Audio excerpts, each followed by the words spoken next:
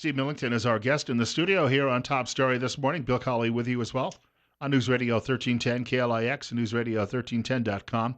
We're at 33, which means we will see a quick meltdown today. Some of the temperatures later this week, maybe 60, maybe. We're not holding our breath. Just a quick note, I wanted to mention our show every day has a great group of friends. They work out of an office at an investment firm here in Twin Falls called Waddell & Reed. And they've been doing this well. I won't say that the current staff's been there the full 80 years. They all look very youthful. But it's one of the oldest firms to offer mutual funds. And at Waddell & Reed, they own and manage 2 mutual fund families, investing by a conservative nature. And we point out, anybody who's been in business that long generally has a pretty good handle on what they're doing. And what they'll do is help you build proper expectations at Waddell & Reed, building those plans around your needs and your goals. Waddell & Reed helps people manage money and takes planning personally. Steve Millington, there's an AP story today. This is one of my main criticisms when it comes to media. And I'm going to share this for a reason, is because I'm not trying to make a political point here. I'm just trying to talk about how media covers various Republicans. And so this is directly from the Associated Press wire copy. The Idaho House came to a surprise halt Monday after the state's far-right lawmakers took aim at a bill to bring Idaho's notary public procedures in line with other states. Now, who makes a judgment on who's far right? I think I'm far right. On the other hand, I used to be a Rotarian, and I mean I'm fairly fairly benign when it comes to a normal person, and you're far right. I see. Keep going, Bill. This is getting better. Now, I realize they may have some differing views. They're more constitutionalist. And I think there's one other thing. Number one, the state's far right lawmakers. That's a key thing. The other point that we need to consider is this is a bill that is, to my way of thinking, is benign, to bring Idaho's notary public procedures in line with other states. Now, that's about as blah as it gets, for crying out loud. Now, tell us what happened, Bill. Well, they had this hearing, and a small group of them. There's normally about 5. There were 3 of them. They're all ladies, we should point out.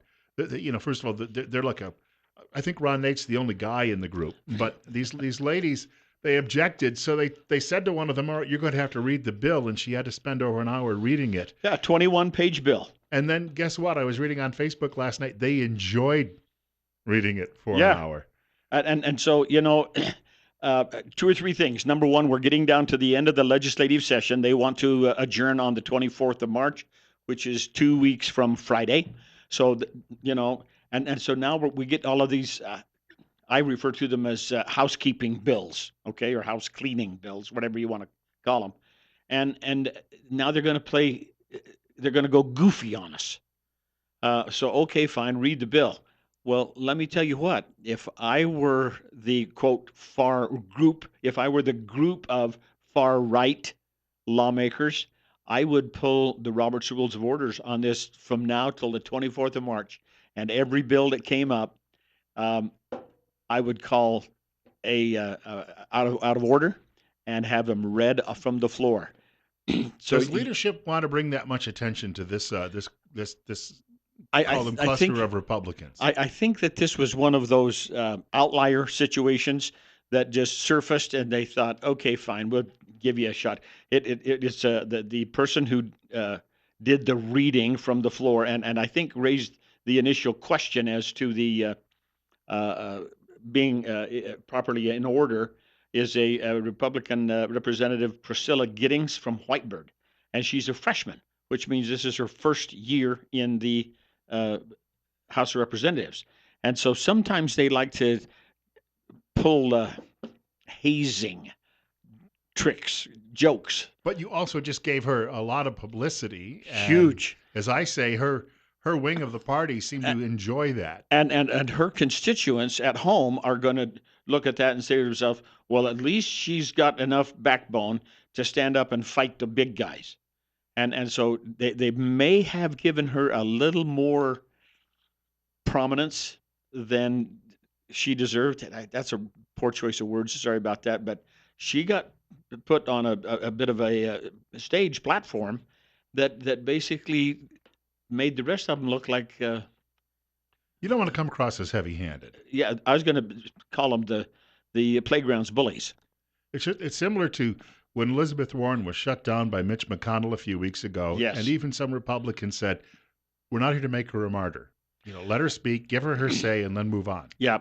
And I think it was concerning her comments about Jeff Jeff Sessions, Sessions as right? Attorney General, and the outcry there was that we do not attack fellow members of our distinguished body in the United States Senate. Okay, well then what do we do? So they gave her a lot of notoriety that they'd have been better off to just let her vent her, Yeah, give her speech. 1 o'clock in the morning or whenever it Sessions happened to be. Sessions can just answer it and go on down the road. There's a And few night owls watching on C-SPAN, and yeah, that's it. people that can't sleep at night. But why give them? Uh, why give the opposition more ammunition? And that's one of the things that about this. The Republicans got 2 years to prove up on this thing. Quit giving the opposition a full allotment of ammunition to shoot back at us. We've got Quit it. more coming up with Steve Millington. He is the chairman of the Twin Falls County Republican Party. Joins us on Tuesday mornings. It's 8:40. It's 32. Bill Cowley with you as well on Top Story on News Radio 1310, KLIX, and NewsRadio1310.com. Steve Millington joins us on Tuesday mornings between 8:30 and 9 o'clock on Top Story on News Radio 1310, KLIX, and NewsRadio1310.com. I was going to say he joins us some mornings when I don't feel like coming to work for the entire morning, um, which I'm thankful for. 33 right now, coming up on 8:44. Bill Cowley with you as well. And just a quick note, I like to say, because we're a sound medium, I'm very thankful anybody tunes in at all in the first place. But if you're having a difficult time hearing, I'd like to maintain this audience and realizing that we're all getting older every day. I've been telling you about Dr. Christine Pickup at Mount Harrison Audiology in Rupert. And there are many healthcare choices available when it comes to your hearing health. But why would you choose Mount Harrison Audiology? Well, independence. It's the only independent, locally owned hearing healthcare practice in southern Idaho. That means more choices for treatment than just one brand and lower cost.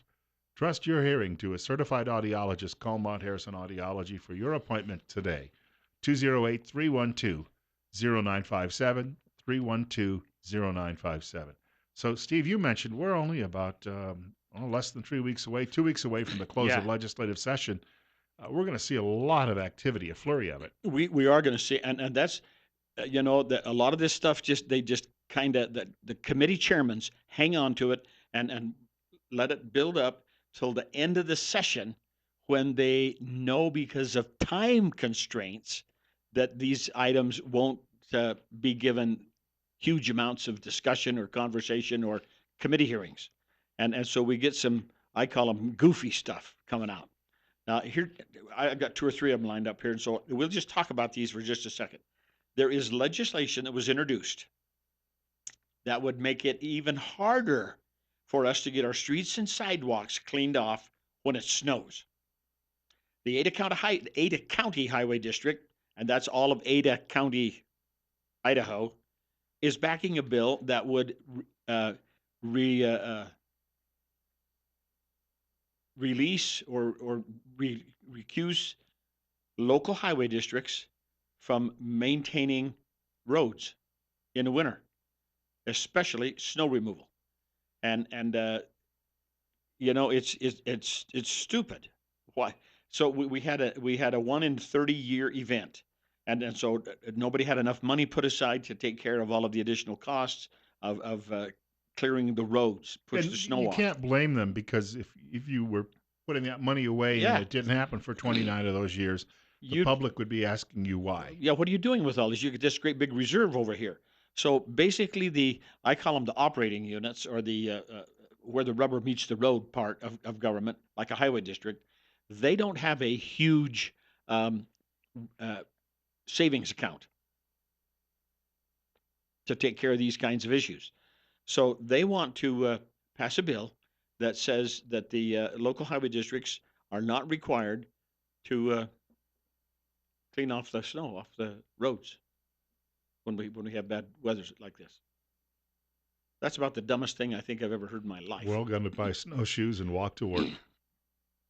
In today's world, that's absolutely unconscionable. I can't imagine. And it has been introduced in the. Okay, let me get down here. Uh, Under the new introduced legislation, it appears that it won't apply to evenly across the board. However, the Idaho House Ways and Means Committee agreed to introduce the bill. It does not yet have a set day for consideration, but they're going to introduce the bill and it's going to be talked about by the whole legislature. Well, this is ridiculous. Um, we saw it around here in Twin Falls City, and the counties. Out in my neighborhood, there was 2 different days that you couldn't get out. I could drive between a quarter to half a mile, yeah, north and south from my house, um, but that's all because beyond that, the roads were drifted over. Uh, so we're not going to clean the roads anymore. We'll just let it kind of melt sometime. We haven't had a good thaw yet. So what are you going to do about that? Well, this is one of the goofy things that I look at and say to myself, what are these people thinking about that they would? The giveaway, though, is you said Ada County, which is Boise. Let's be honest; it's essentially Boise, Yeah. and they think more and more along the lines that they're Portland, Oregon, where everybody will get rid of their automobiles and ride their bicycles, or Well, how are you going to ride your bicycle in this kind of a snowstorm? take the tram or snowshoe or do something like that. And there's a big conversation in the Boise City primarily about expanding or increasing their commuter traffic. There's even some talk of putting in a light rail system through the Boise area. And I thought to myself, wait a minute, Salt Lake City put one of those in 2000 well, just before the 2002 Olympics. And they have since expanded it. It goes north. I think it goes clear to Ogden, Utah, but don't quote me on that. But I do know that it goes clear to Provo on the south side. And so, in areas like that, okay, it does make a little sense. Except that down there in the Wasatch Front, Salt Lake City area, there was an old railroad company called the Wasatch Line, and it did run from Ogden to Provo, and the trackage has never been condemned. So when they got to thinking about putting in a light rail system, all of the um, dirt, the real estate, was already available to be turned over to the Utah Transit Authority, UTA. So that all they had to do was buy the new equipment, update the tracks a little bit, put in new crossing guards, and there it was. I don't think we have that in Boise. I know we don't have it in Twin Falls. I mean, let's get real about some of these things, and we want to make it um, so that the local highway districts are not responsible to clean the snow off the roads in the winter. Well, I can understand that they probably didn't use the best planning. I mean, for the last 30 years, they haven't needed to worry about it. This bill can't go anywhere, though. I don't imagine anybody would. I wouldn't bet on that. And then the mayor of Boise is completely against this kind of an idea. He said this is stupid. He said we've got to hold. And he's a Democrat. He's a Democrat. Right. He said we've got to hold those kinds of government functions accountable for the work they're supposed to be doing, and that's keep the roads safe and usable. So that really blew me away. When I read that one, I thought, oh boy, couldn't it get any worse? Well, yes, it can. About 10 minutes to 9 o'clock. Steve Millington in studio with us this morning on News Radio 1310 KLIX and newsradio1310.com. Bill Colley with you as well on Top Story. So we will see a lot of activity at the last minute legislatively. A lot of it's going to come through. We're going to see a lot of action up there in the next 2.5 weeks, 3 weeks. Hold that thought for a moment. I believe we have a telephone caller with us. Caller, you're up next. You're on the air. Well, quickly, I just had a question about the roads. It seems like we just continue to throw more money towards education, and it's a great thing, I suppose. But it never seems as though that we see any real results. And anybody that's investigated Common Core knows that it hasn't made our children feel better about themselves. It hasn't made them learn better. And it hasn't made them better children.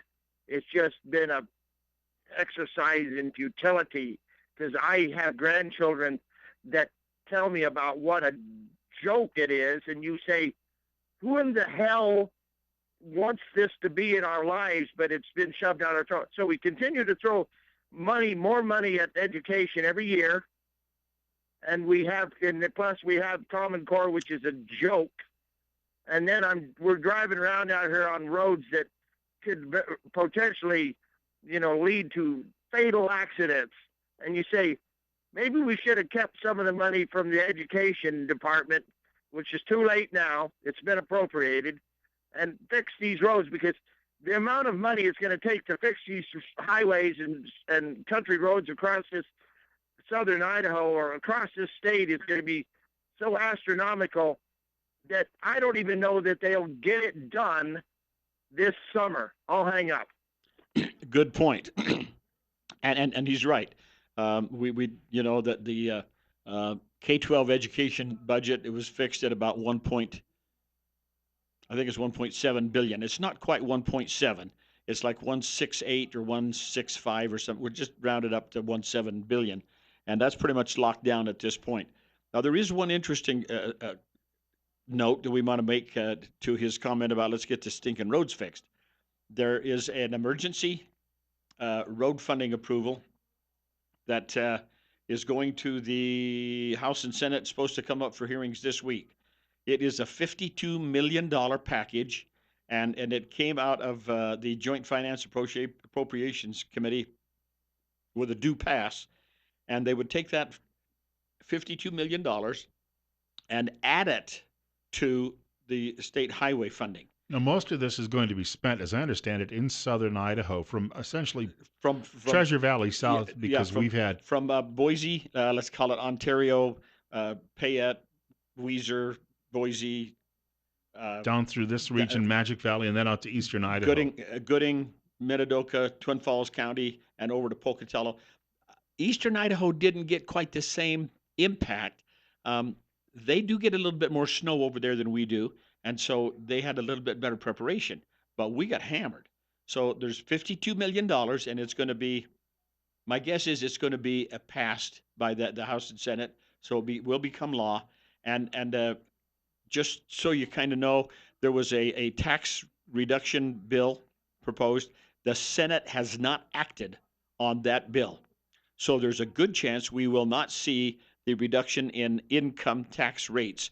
And the offset, the income tax reduction bill was approximately $52 million.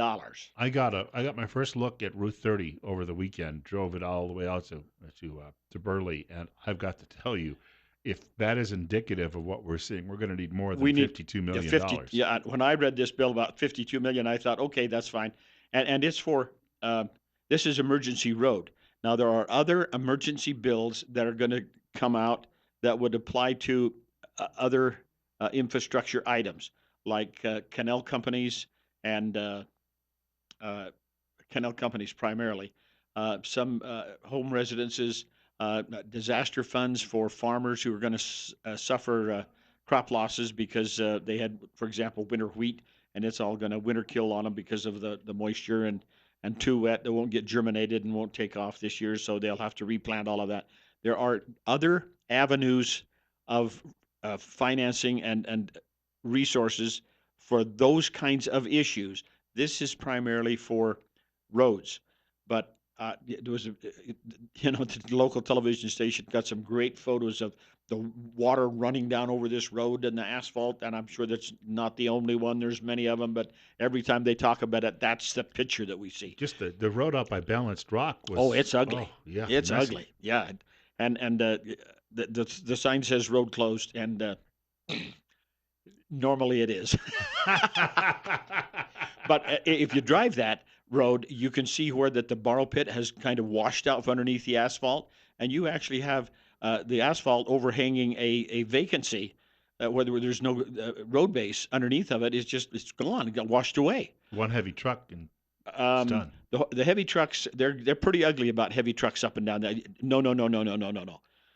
If you you could drive your pickup up and down there, but it's absolutely one lane, and you better have both hands on the wheel and turn your telephone off, because you can't be gawking off towards Jones's when you drive down through there, or you're going to be upside down in the ditch. So many trucks. So this comes back to how commerce needs to get through. In the summertime, you've got a lot of heavy trucks out on that road. Absolutely. And they're even going to be back. They will be. And when I got out there, I said, okay, what do we do about the milk haulers? And they said, well, the milk haulers have to go north and down Magic Water, because they can't go down through Balanced Rock.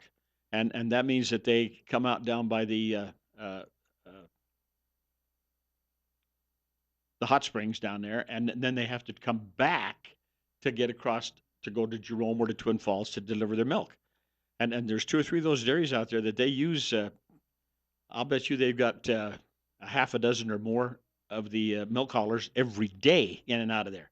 And that doesn't count hay haulers or corn silage haulers or anything else that getting in and out of that heavy traffic. So the $52 million, is it enough money? Not on your life. Got about a minute to go. We're just under a minute. Anything else you wanted to mention? Yeah, I've got 15 things here. We'll put that on for There's next a meeting week. tomorrow night. Meeting tomorrow night. Planning and Zoning Conference Room, 7 o'clock. It's our regular monthly meeting. We have a guest speaker come in to just talk to us for a few minutes. We're going to do a review of the Lincoln Day banquet and probably get some information on how did we do. And there's also an agenda item for the summer convention in Coeur d'Alene on July 20 and 21. Interesting stuff. Oh, gosh, somebody has to go to Coeur d'Alene. I guess that's a dirty job, but Yeah, it's a terrible job, but I'll be glad to go do it for you. we've got a break for news coming up. I want to thank Steve Millington. Fox is straight ahead in one more hour of Top Story.